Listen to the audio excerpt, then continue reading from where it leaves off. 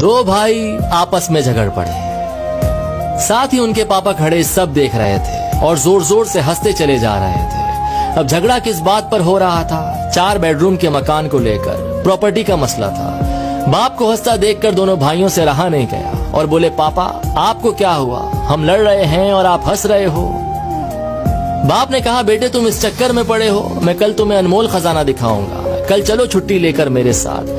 दोनों भाइयों ने छुट्टी ली और सुबह सुबह तीनों निकल पड़े। एक बस में चढ़े तो 2 ही सीट खाली थी। अब जाने वाले 3 थे। 10 घंटे का रास्ता था।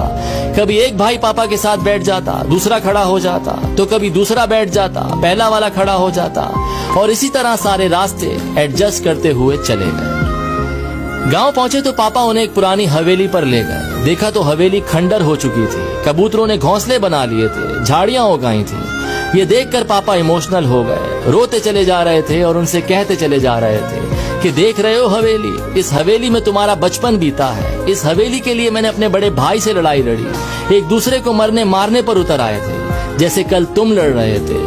हवेली तो मुझे मिल गई थी, लेकिन भैया बाहर चले गए। मुझसे कहा तू ये मकान रख, रिश्ता खत्म। मैंने अपने बड़े भाई को खो दिया इस हवेली के चक्कर में, और आज ये हवेली खंडर बन चुकी है।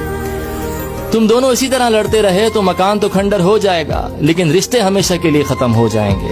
जिस बस की सीट पर बैठकर आए हो, क्या वो जिंदगी भर के लिए तुम्हारी हो सकती है? तो बेटों ने कहा, नहीं, क्या बात कर रहे हैं, बस में तो सवारी बदलती रहती है। तो बाप ने कहा, बस यही लाइफ है, सवारी बदलती रहेगी। जो चीज थोड़ी सी देर के लिए मिली है, उसके लिए झगड़ना बंद करो।